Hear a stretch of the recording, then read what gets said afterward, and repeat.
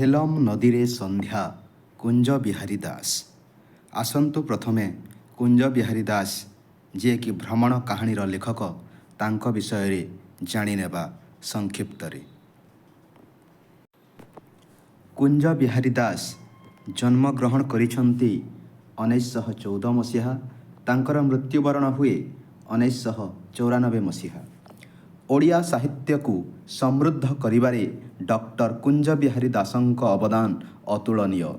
ସେ ଏକାଧାରରେ ଜଣେ କବି, ଔପନ୍ୟାସିକ, ଅନୁବାଦକ, ପ୍ରାବନ୍ଧିକ, ସାହିତ୍ୟ ସମାଲୋଚକ, ଭ୍ରମଣ ସାହିତ୍ୟ ଲେଖକ ଓ ଆତ୍ମଜୀବନୀର ଲେଖକ।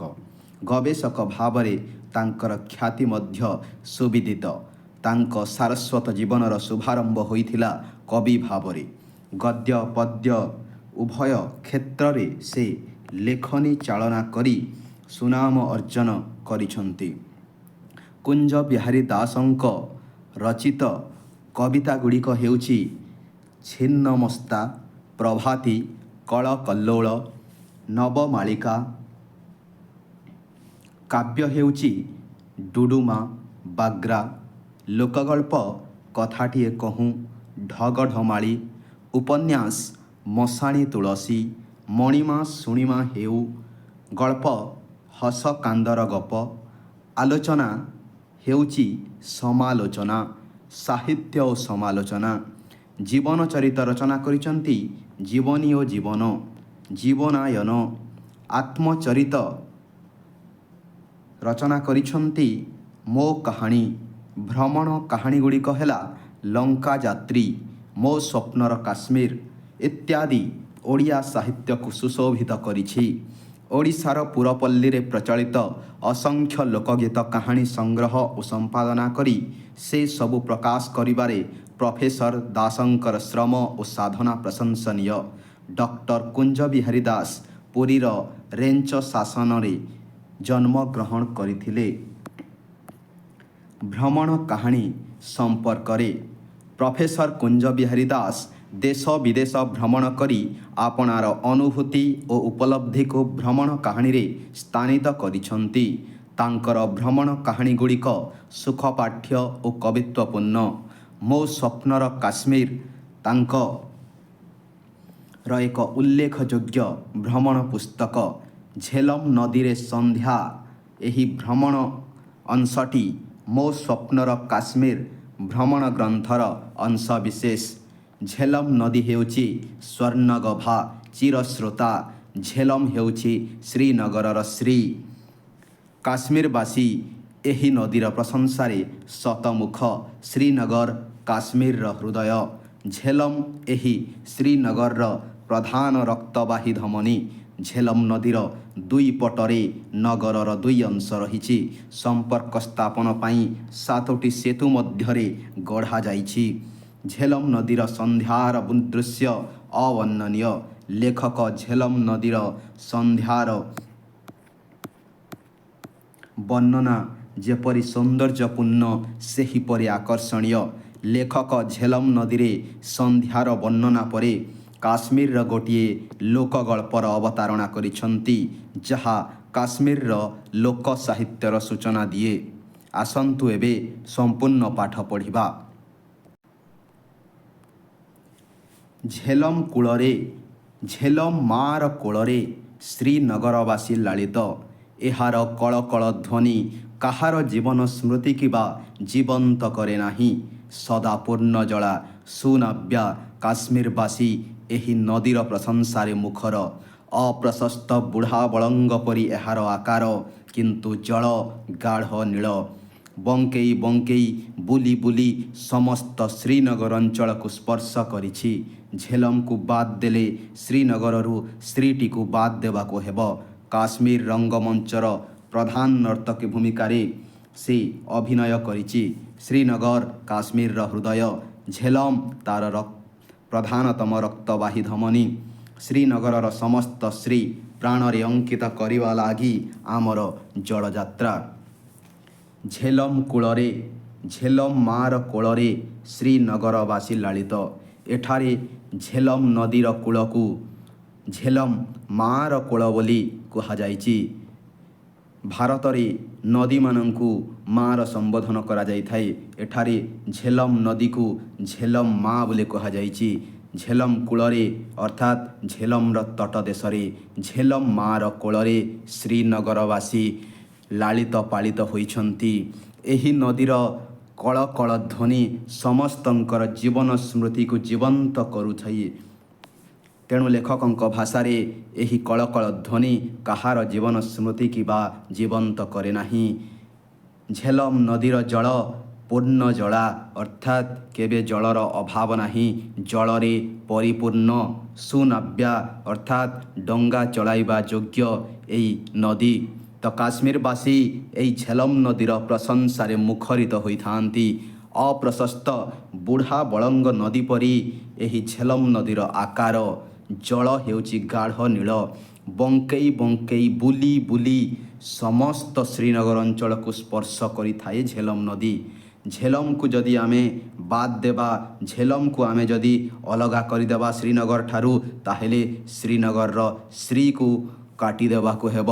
ଶ୍ରୀ ଅର୍ଥାତ୍ ସୌନ୍ଦର୍ଯ୍ୟ। ଶ୍ରୀନଗରର ସୌନ୍ଦର୍ଯ୍ୟ ହେଉଛି ଝେଲମ ନଦୀ। କାଶ୍ମୀରକୁ ଆମେ ଯଦି ରଙ୍ଗମଞ୍ଚ ଭାବି ନେବା, ଏହି ରଙ୍ଗମଞ୍ଚର ପ୍ରଧାନ ନର୍ତ୍ତକୀ ଭୂମିକାରେ ଝେଲମ ନଦୀ ଅଭିନୟ କରିଛି। ଶ୍ରୀନଗର ହେଉଛି କାଶ୍ମୀରର ହୃଦୟ। ଝେଲମ ତା'ର ପ୍ରଧାନତମ ରକ୍ତବାହୀ ଧମନୀ। ଶ୍ରୀନଗରର ସମସ୍ତ ଶ୍ରୀ ମାନେ ସୌନ୍ଦର୍ଯ୍ୟକୁ ପ୍ରାଣରେ ଅଙ୍କିତ କରିବା ଲାଗି ଲେଖକ କରୁଛନ୍ତି ଜଳଯାତ୍ରା। ଗୋଟିଏ ଶିକାରା ଭଡ଼ା ନେଲୁ, ତା ସହିତ 2ଟି ଚୌକି ସଂଲଗ୍ନ। ସେଥିରେ ମଖମଲି ଗଦି ପଡ଼ିଛି। ଅକ୍ଲେଶରେ 4 ଜଣ ବସିପାରିବେ। ମୁଣ୍ଡ ଉପରେ ଚିତ୍ର ବିଚିତ୍ର ଚାନ୍ଦୁଆ ଟଣା ହୋଇଛି। ଚାନ୍ଦୁଆର 4 ଖମ୍ବରେ ନାଲି ନେଳି ହଳଦିଆ ରଙ୍ଗର କାଗଜ ଗୁଡ଼ା ହୋଇଛି। ସେଥିରୁ ଅଧେ ଅଧେ ପତାକା ପରି ପବନରେ ଉଡ଼ୁଛି। ହାଜି ନାଉରୀ ମୁସଲମାନ, ଦୀର୍ଘ 5 ହାତ ମର୍ଦ୍ଦ, ପିନ୍ଧା ବଡ଼ ଅପରିଚ୍ଛନ୍ନ। ଗଦିକୁ ଝାଡ଼ି ଝୁଡ଼ି ଆମକୁ ବଡ଼ ଆଦରରେ ବସାଇଲା। ନଈ ମଝିକୁ ଶିକାରା ନେଇ ଧୀରେ ଧୀରେ ଆହୁଲା ମାରି ଚଲେଇଲା। ଗୋଟିଏ ଶିକାରା ଅର୍ଥାତ୍ କାଶ୍ମୀରର ଛୋଟ ଛୋଟ ଡଙ୍ଗା ଲେଖକ ଭଡ଼ା ନେଇଛନ୍ତି। ତା ସହିତ 2ଟି ଚୌକି ସଂଲଗ୍ନ ହୋଇ ରହିଛି। ମଖମଲି ଗଦି ପଡ଼ିଛି।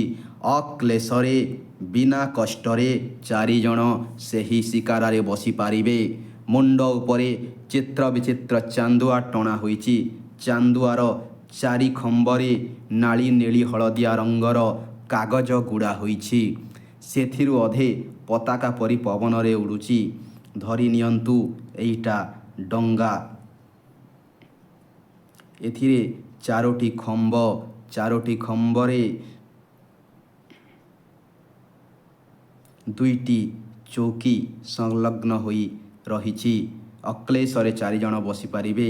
ଚାନ୍ଦୁଆର 4 ଖମ୍ବରେ ନାଳି ନେଲି ହଳଦିଆ ରଙ୍ଗର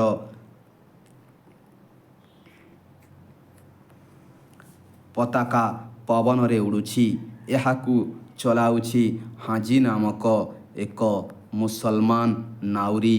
କାତ ମାଧ୍ୟମରେ ଆହୁଲା ମାରି ଏହି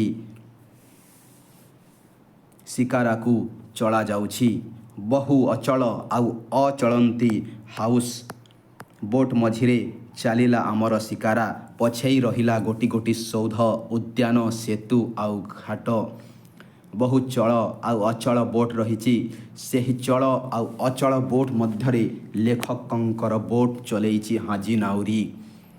ପଛେଇ ରହିଛି ଗୋଟି ଗୋଟି ସୌଧ ମାନେ ଉଚ୍ଚ କୋଠାଘର, ଉଦ୍ୟାନ ମାନେ ବଗିଚା, ସେତୁ ଆଉ ଘାଟ ପଛେଇ ରହିଛି।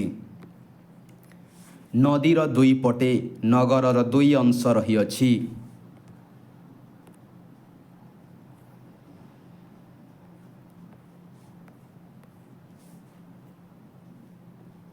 ଧରି ନିଅନ୍ତୁ ଏଇଟା ହେଉଛି ନଦୀ। ନଦୀର 2 ପଟରେ 2 ଅଂଶ ରହିଅଛି। ଯୋଗସୂତ୍ର ରଖିବା ଲାଗି 7ଟି ସେତୁ ଗଢ଼ାଯାଇଛି। ବିଭିନ୍ନ ଯୁଗରେ ବିଭିନ୍ନ ଶାସକଙ୍କ ସମୟରେ ଏଗୁଡ଼ିକ ନିର୍ମିତ ହୋଇଥିଲା। ଆଲିକ ଦଲ ସବୁଠାରୁ ପ୍ରାଚୀନ ସେତୁର ନାଁ। ସବୁଠାରୁ ପ୍ରାଚୀନ ସେତୁ ହେଉଛି ଆଲିକ ଦଲ ସେତୁ, ଯାହାକି 1417 ଖ୍ରୀଷ୍ଟାବ୍ଦରେ ଅଲି ଅଲ ଶାହାଙ୍କ ସମୟରେ ଏହା ନିର୍ମିତ ହୋଇଥିଲା। ଏହା ଛଡ଼ା ଅମିର କଦଲ, ହୱା କଦଲ, ଫତେ କଦଲ, ଜୈନ କଦଲ, ନୱା କଦଲ, ସଫା କଦଲ ନାମରେ ଆଉ 6 ଗୋଟି ସେତୁ ଅଛି। ସେଗୁଡ଼ିକ କାଷ୍ଠରେ ନିର୍ମିତ ଅର୍ଥାତ୍ କାଠରେ ତିଆରି।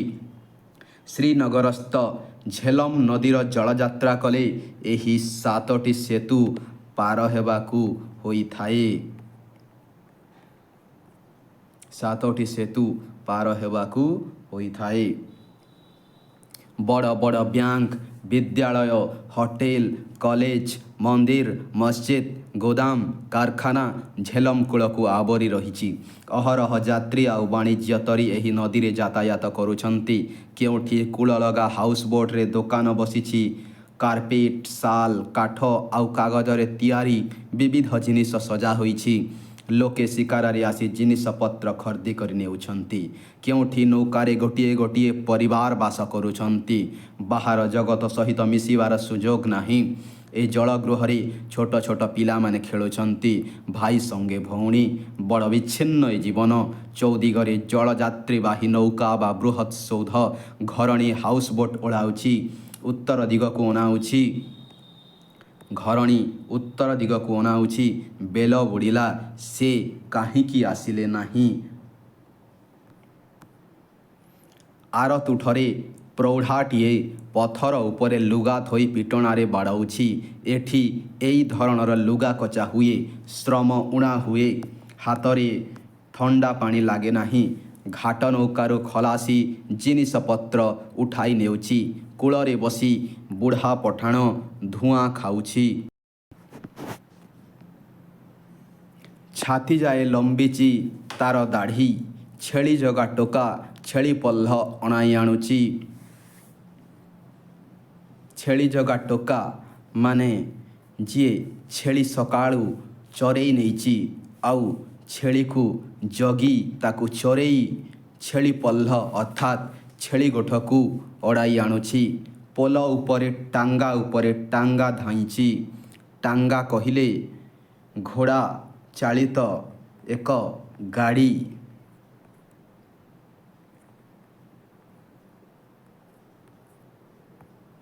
ଟାଙ୍ଗା। କିଏ ଅଫିସରୁ ଫେରୁଛନ୍ତି, ସେହି ଟାଙ୍ଗାରେ କିଏ ଅଫିସରୁ ଫେରୁଛନ୍ତି। କିଏ ଯାଉଛି ବଜାର କରି, କିଏ ଯାଉଛି ନମାଜ ପଢ଼ି, କିଏ ଯାଉଛି ମନ୍ଦିରକୁ। ଏ ଛାଣ୍ଟକାଟ ଯୁବକ ଜଣକ କିଏ? କଲେଜ ପିଲା ହେବେ ପରା। ମୁହଁରେ ବେପରୁଆ ଭାବ, ଓଠରେ ସିଗାରେଟ, ବଡ଼ ତରବରରେ ପାଦ ପକାଇ ଚାଲିଛନ୍ତି ବୋଧେ ସିନେମା ଦେଖି। ଆକାଶରେ ବିରଳ ମେଘ, ମେଘ ପରେ ଆକାଶ, ଆକାଶ ପରେ ମେଘ ମିଶାମିଶି। ସୂର୍ଯ୍ୟ ନଦୀର ଜଳକୁ ନଇଁଲେ। ସନ୍ଧ୍ୟା ଢେଉ ଉପରେ ଗୋଲାପୀ ପାଦ ଚାଲି ସତେ ଆମ ଆଡ଼କୁ ଆସିଲା। ସନ୍ଧ୍ୟା ତାର କନକ ହାତର କୁହୁକ ସ୍ପର୍ଶରେ ମନକୁ ଚକିତ ଏବଂ ଚଞ୍ଚଳ କରିଦେଲା। ତରଳ ସୁବର୍ଣ୍ଣ ସ୍ରୋତରେ ସୁବର୍ଣ୍ଣ ତରି ସେଥିଲେ ବସିଲା ସନ୍ଧ୍ୟା କାଶ୍ମୀରୀ କିଶୋରୀ ପରି। ସନ୍ଧ୍ୟାକୁ କାଶ୍ମୀରର ଝିଅ ସହିତ ତୁଳନା କରାଯାଉଛି। ତାପରେ ଇନ୍ଦ୍ରଜାଲ ବଳରେ ତା ବାହୁକୁ ଲକ୍ଷେ ଗୁଣ କରି ଲମ୍ବାଇ ଦେଲା ସୁଦୂର ଶୈଳକୁ। ବୃକ୍ଷେ ବୃକ୍ଷେ ଫୁଟାଇଲା ଅଗ୍ନିର ଫୁଲ। ତୁଷାରେ ତୁଷାରେ ଜାଳିଦେଲା ଲୋହିତ ହୁତାଶ। ମେଘରେ ବାଷ୍ପ ତୁଷାନଳ ପରି ଛଟକି ଉଠିଲା। ଶୃଙ୍ଗେ ଶୃଙ୍ଗେ ମେଘର ନୂତନ ଶୃଙ୍ଗ। ଚିନାର ଆଉ ସଫେଦା ବୃକ୍ଷ ଉପରେ ପକ୍ଷୀର ସୁବର୍ଣ୍ଣ କଳସ। ସମଗ୍ର ବିଶ୍ୱ ଯେପରିକି ସନ୍ଧ୍ୟାର ମହିମାରେ ମହିମାମୟ ହୋଇ ଉଠିଛି। ତାପରେ ସେ ଚଞ୍ଚଳିକା ପଶ୍ଚିମ ଦିଗ୍ବଳୟକୁ ଉଡ଼ିଗଲା।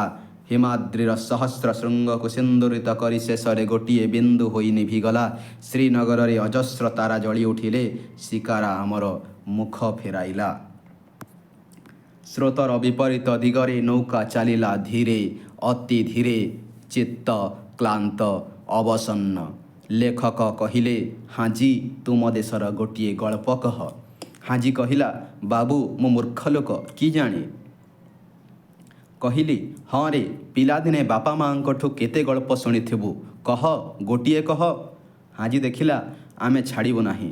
ଘଡ଼ିଏ ଭାବି ଗଳା ସଫା କରି ଆରମ୍ଭ କଲା।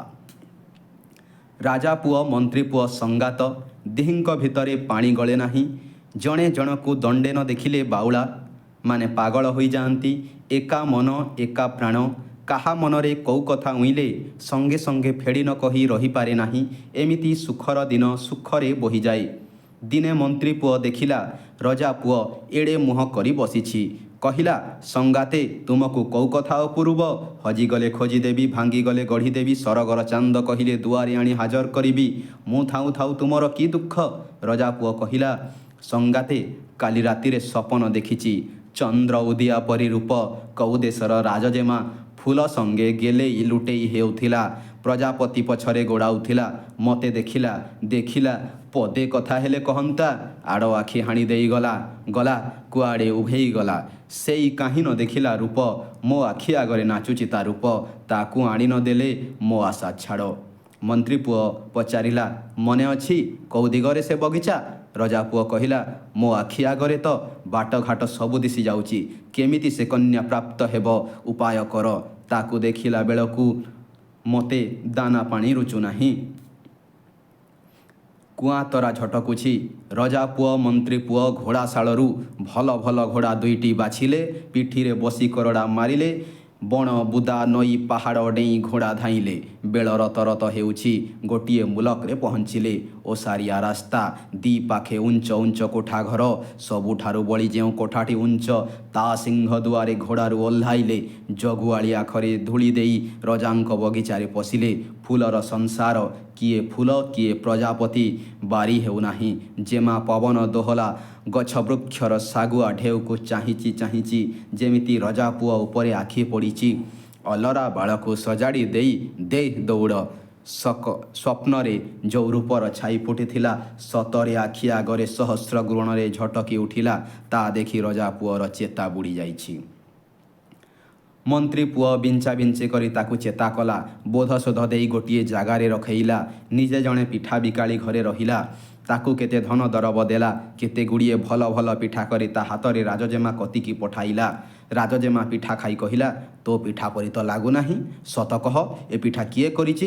ପିଠା ବିକାଳି କହିଲା, ଏ ମୁଣ୍ଡ ରହିଲେ କହିବି। ଜେମା ଅଭୟ ଦେଲାରୁ କହିଲା, ମୋ ଘରେ କୁଆଡ଼ୁ ଆସି ଜଣେ ବାଟୋଇ ରହିଛି।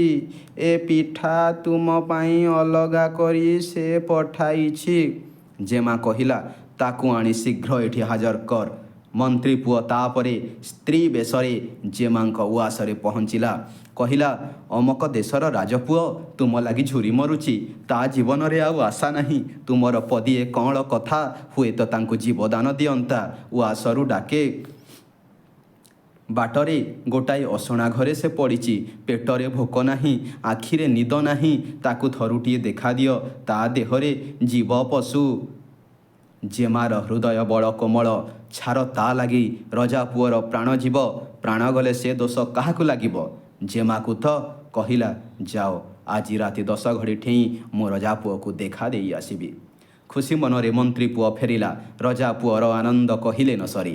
ଦଣ୍ଡକ ଯୁଗ ପରି ଲାଗୁଥାଏ। ରାତି 8 ଘଡ଼ି 9 ଘଡ଼ି ଶେଷକୁ 10 ଘଡ଼ି ହେଲା। ଜେମା କଥା ଭାବୁ ଭାବୁ ନିଘୋଡ଼ ନିଦରେ ଶୋଇ ପଡ଼ିଲା। ରାଜକୁମାର କୁଆ କୋଇଲି ବୋବେଇଲେ। ରାତି ପାହିଲା। ଆଖି ମଳି ମଳି ରଜା ପୁଅ ସକାଳୁ ଉଠିଛି ଆଉ କହିଛି, ଜେମା ଆସିନାହିଁ। ସଙ୍ଗାତ ମିଛ କହୁଥିଲା। ମନ୍ତ୍ରୀ ପୁଅ କହିଲା, କ'ଣ କହିଲ? ଜେମା ଆସିନାହାନ୍ତି? ସେ ରଜା ପୁଅର ପକେଟ ଦରାଣ୍ଡି ଖଣ୍ଡିଏ ରୁମାଲ କାଢ଼ିଲା। ଜେମାର ମୁକୁଟ ଅଙ୍କା ହୋଇଛି। ସେଥିରେ କେତେ ଗୁଡ଼ିଏ ଶଙ୍ଖ ମଲମଲ ପଥର ଖଣ୍ଡ ବନ୍ଧା ହୋଇଛି। ରଜା ପୁଅର ରୁମାଲଟି ପକେଟରେ ନାହିଁ। ମନ୍ତ୍ରୀ ପୁଅ କହିଲା, ସଙ୍ଗାତ, ଜେମା ଆସିଥିଲା। ମୋତେ କପଟ କରୁଛ କାହିଁକି? ରଜା ପୁଅର ଅସରା ଲୁହ ବୋହିଗଲା। କହିଲା, ମୁଁ ନିତାନ୍ତ ଅନାଡ଼ି ଶୋଇପଡ଼ିଲି। ରାଜଜେମା କଅଁଳ ପାଦକୁ ପୀଡ଼ା ଦେଇ ଆସିଥିଲା, ଫେରିଗଲା।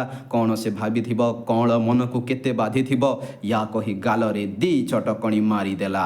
ନିଜକୁ ବହେ ଶୋଧିଲା, କେଡ଼େ ହୀନ କପାଳିଆ ମୁଁ। ଚନ୍ଦ୍ରମାକୁ ହାତ ପାହାନ୍ତାରେ ପାଇ ଛାଡ଼ିଲି। ମନ୍ତ୍ରୀ ପୁଅକୁ ପଚାରିଲା, ଏ ପଥର ଖଣ୍ଡ କାହିଁକି ଦେଇଯାଇଛି? ମନ୍ତ୍ରୀ ପୁଅ ହସି ହସି କହିଲା, ଖେଳିବା ପାଇଁ। ଅର୍ଥାତ୍ ତୁମେ ବାଳକ, ପ୍ରେମିକର ଯୋଗ୍ୟ ନୁହଁ। ଏଥିରେ ରଜା ପୁଅର କୋହ ଉଠିଲା। କ୍ରୋଧରେ ଯେମାଙ୍କ ଓଠ ଥରୁଥାଏ, ନାକ ପୁଡ଼ା ଫୁଲି ଉଠୁଥାଏ, ଭାବୁଥାନ୍ତି ପରବୃଦ୍ଧି ପ୍ରଳୟ। ପର କଥାରେ କାହିଁକି ପଡ଼ିଲି? କିଏ ଯଦି ଦେଖିଥାନ୍ତା ଆଉ ମହତ ରହିଥାନ୍ତା। କହିବା କଥା ଭୁଲିଯାଏ କି ମଣିଷ ଯେ ପ୍ରେମିକାକୁ ନିରାଶରେ ଫେରାଇ ଦିଏ ସେ କେଉଁ ନାୟକରେ ଲେଖା। ଯେତେ ନେହୁରା ନମସ୍ତେ ହେଲେ ବି ସେଠିକି ଯିବି ନାହିଁ, ନାହିଁ, ନାହିଁ। ଏତିକି ବେଳେ ମନ୍ତ୍ରୀ ପୁଅ ପହଞ୍ଚିଗଲା। ଦେଖ ତ ରାଗ, କହିଲେ ତୁମେ ସବୁ ଠକ, କଥାରେ ଠିକ୍ ନାହିଁ, ନିଆଁ ସଙ୍ଗେ ଗେଲ କରୁଛ, ତେଲ ବାହାରିଯିବ ଜାଣିଥାଅ। ମନ୍ତ୍ରୀ ପୁଅ କହିଲା, ଯାହା ଘଟିଯାଇଛି ଘଟିଯାଇଛି, ସବୁ ଦୋଷ ରଜା ପୁଅର, ତା ଦୋଷ ମୋର। ମୋତେ ଯାହା ଗାଳି ଦେବାର ଦିଅ, ଏ ଭୁଲ ଆଉ ହେବ ନାହିଁ। ତୁମକୁ ଦେଖିବା ନିଶାରେ ରଜା ପୁଅ ଏକ ପ୍ରକାର ବାଇଆ ହୋଇଯାଇଥିଲା। କେତେବେଳେ ଶୋଇପଡ଼ିଲା ଜାଣିପାରିଲା ନାହିଁ। ଏବେ ତା କୋହ ଦେଖିଲେ ଗଛ ପତ୍ର ତରଳିଯିବ। ତାକୁ ବଞ୍ଚାଅ, ତା ଜୀବନ ନାଁଟି ତୁମ ହାତରେ। ରଜା ଝିଅ ଏ କଥାରେ ପ୍ରସନ୍ନ ହେଲା। ନିଶା ସାଇଁ ସାଇଁ ଗରଜୁଛି। ରଜା ପୁଅ ଆଖିରେ ପଲକ ପଡ଼ୁନାହିଁ। ସେ ମୁହୂର୍ତ୍ତ ଗଣୁଛି।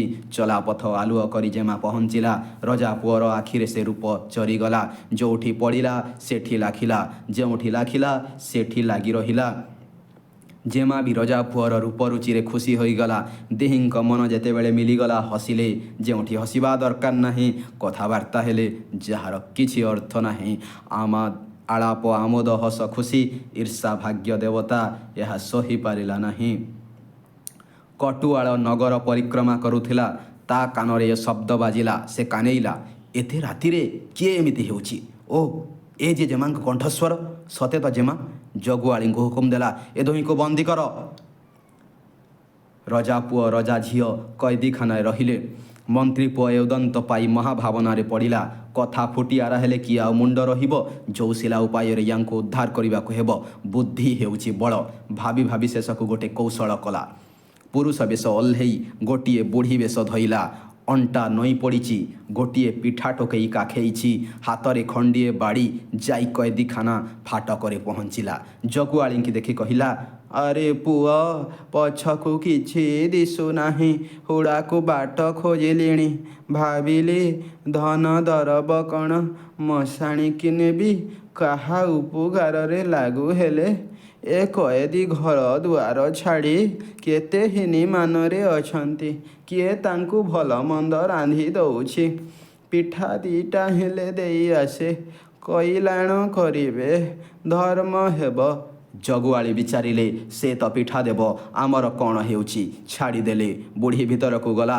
ଯେମା ବୁଢ଼ୀର ବେଶ ଧାରଣ କରି ବାହାରକୁ ଚାଲି ଆସିଲା। କେହି ଯେମାକୁ ଚିହ୍ନି ପାରିଲେ ନାହିଁ।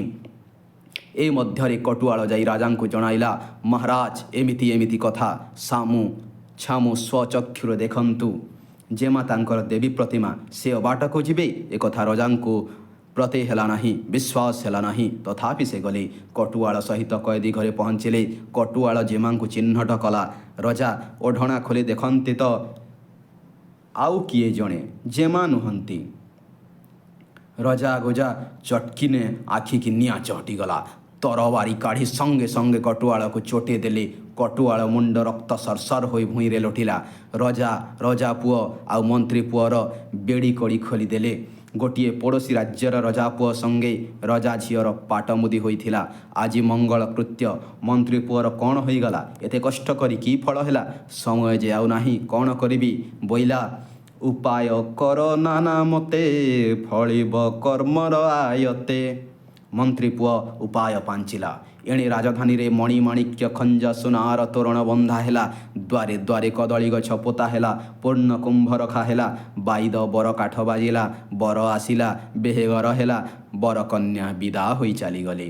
ଯେମା ଆଖିରେ ଲୁହ। ସତେ ପ୍ରଭୁ ମୋ ମନ କଥା ବୁଝିବେ। ସଞ୍ଜ ହେଲା। ପାହାଡ଼ିଆ ଜାଗା। ଦେଖୁ ଦେଖୁ ଅନ୍ଧାର ଘନେଇ ଆସିଲା।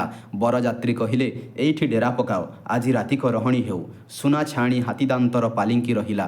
ଏ ମଧ୍ୟରେ ମନ୍ତ୍ରୀ ପୁଅ ରାଜଜେମା ବେଶ ଧରି ପାଲିଙ୍କିରେ ବସି ପଡ଼ିଲା। ଯେମା ଧୀରେ ଧୀରେ ବଣକୁ ଖସିଗଲେ। ଯଥାସ୍ଥାନରେ ପ୍ରେମିକ ରାଜପୁତ୍ରଙ୍କୁ ଭେଟିଲେ। ଯେମାଙ୍କୁ ଏକୁଟିଆ ଡର ମାଡ଼ୁଥିବ ବୋଲି ରାଜାଙ୍କ ଭଉଣୀ ଆସି ପାଲିଙ୍କିରେ ବସି ପଡ଼ିଲେ। ମନ୍ତ୍ରୀ ପୁଅ ତା ରୂପ ଦେଖି ଚମକି ପଡ଼ିଲା। ପାଲିଙ୍କି ସତେ କି ହାଲ୍ଲୋଳ ହୋଇଗଲା। ମନ୍ତ୍ରୀ ପୁଅ ତା ସଙ୍ଗେ ଆଳାପ ଜମେଇଲା। କଥାରେ ତା ହୃଦୟକୁ ଜିଣି ନେଲା। ଦୁହେଁ ଦୁହିଁଙ୍କର ଅତି ଆପଣାର ହୋଇଗଲେ। ଥିର କଲେ ବେହେ ହେବେ, କିନ୍ତୁ ଏଠୁ ଖସି ନ ପଳାଇଲେ ରକ୍ଷା ନାହିଁ। ଅନ୍ଧାର ଦେଖି ଦୁହେଁ ବଣ ଭିତରକୁ ଚାଲିଗଲେ। ମନ୍ତ୍ରୀ ପୁଅର ଘୋଡ଼ା ବାଟରେ ତକେଇ ରହିଥିଲା। ରଜା ପୁଅ ମନ୍ତ୍ରୀ ପୁଅ ଦୁହେଁ ଦୁଇ କନ୍ୟାକୁ ଘେନି ବିଜୁଳି ଗତିରେ ଛୁଟିଲେ। ଯେତେବେଳେ ଦୁହେଁ ନିଜ ରାଜ୍ୟରେ ପହଞ୍ଚିଲେ, ବାପା ମାଆଙ୍କ ଆନନ୍ଦ କହିଲେ ନ ସରେ। ଖାଲି ପୁଅ ଫେରି ନାହାନ୍ତି, ସଙ୍ଗରେ ବୋହୂ ଘେନି ଆସିଛନ୍ତି। ନାହିଁ ନଥିବା ରୂପ, ଯାହା ସ୍ୱପ୍ନରେ ଭାବିନଥିଲି ସ୍ୱଚକ୍ଷୁରେ ଦେଖିଲି। ବେଦୀ ଗଢ଼ା ହେଲା, ବାଣ ନିଶାଣ ଖଞ୍ଜା ହେଲା, ରାଇଜଯାକ ମଉଛା ଲାଗିଗଲା। ବଡ଼ ସମାରୋହରେ ବେହେଘର ହୋଇଗଲା। ଗପଟି ଶେଷ ହେଲା। ଶିକାରା ଲାଗିଛି ଗଣପତି ଘାଟରେ। ହାଞ୍ଜି ବିଦାକି ନେଇ ବିଦାୟ ନେଲା। ତା ମନରେ ଟିକିଏ ପୁରୁଣା ସ୍ୱପ୍ନ ଆମ ମନରେ ରଖିଦେଇ। ଦର୍ଶକ ବନ୍ଧୁ, ଯଦି ଏହି ଭିଡ଼ିଓ ଆପଣଙ୍କୁ ଭଲ ଲାଗିଥିବ, ଚ୍ୟାନେଲଟିକୁ ସବସ୍କ୍ରାଇବ୍ କରିବେ, ଲାଇକ୍ କରିବେ ଏବଂ ମତାମତ ଦେବେ। ଧନ୍ୟବାଦ।